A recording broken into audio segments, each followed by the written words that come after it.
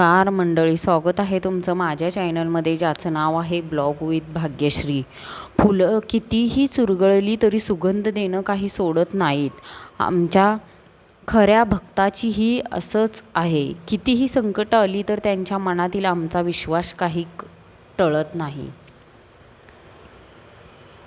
बाळा, जेव्हा वादळ येतात तेव्हा मोठमोठी झाडे कोडमडून पडतात, मात्र गवत धग धरून राहतं, कारण ते लवचिक असतात आणि त्याने मातीला घट्ट धरून ठेवलेलं असतं. त्याचप्रमाणे माणसाच्या आयुष्यात देखील संकटरूपी वादळ येतात, पण तोच धग धरतो ज्याने गुरुला घट्ट धरून ठेवलेलं असतं.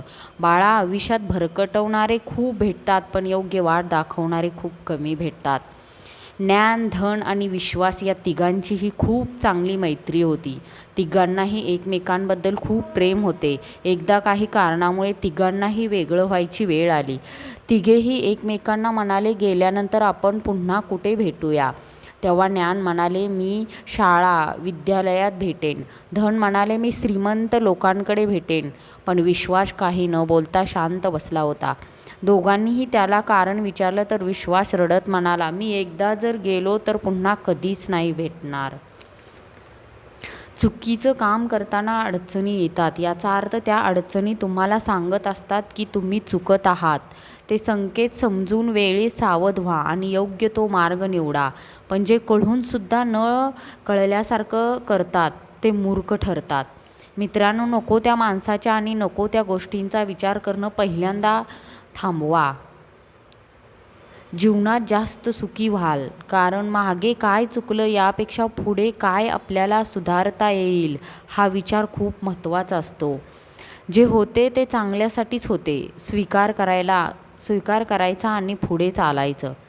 भीतीला मागे टाक, स्वतःवर आणि तुझ्या कर्मांवर विश्वास ठेव. निर्धार सोडू नको, घाबरून जाऊ नको. कोणाविषयी जास्त विचार करू नका, कारण किती अभ्यास करू न समजणारा विषय म्हणजे माणूस. समर्थ म्हणतात, जीवनात जर शांतता हवी असेल तर दुसऱ्यांशी वाद घालण्यापेक्षा स्वतःला बदलवून द्या, कारण पूर्ण जगात कॉपरेटी टाकण्यापेक्षा स्वतःच्या पायात चप्पल टाकणं जास्त सोपं आहे. स्वतःचं जीवन संपवणे सोपं वाटतं, पण याचा अर्थ स्वतःचे स्वप्न, श्रद्धा आणि कर्माची वाटचाल थांबवणे. अरे, आयुष्यात संकटे येतील, अपमान होईल, पण त्या प्रत्येक क्षणी हवं तुमचं बळ वाढवेल. शरीर, मन, आत्मा हे सगळं परमेश्वराची देण आहे.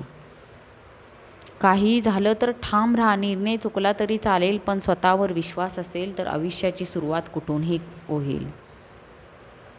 श्री स्वामी समर्थ.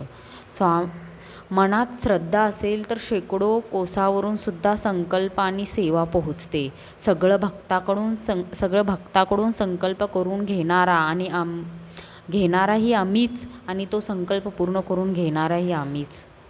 स्वामी, तुम्ही आहे म्हणून कशाचीच भीती वाटत नाही. आपल्या तळहातावर आपलं नशीब लिहिलेलं असतं, पण आपण काय वागतो त्याप्रमाणे आपल्या हातावरील रेषा बदलतात. सुख दुःख बदलतात आणि दुःख चुकात हे सगळं स्वामी स्वीकारा.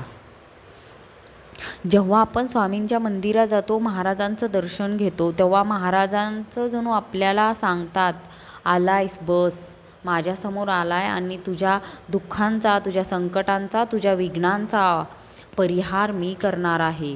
तू माझ्यासमोर थांबलायस, तू मला नम्र भावनेने शरण आलाय, तर तुझ्या प्रत्येक गोष्टी सावरून घेण्याचे काम मी करणार आहे. तुला तुझ्या आयुष्यात सुख, समृद्धी, आनंद, यश चिरंतर लाभू दे.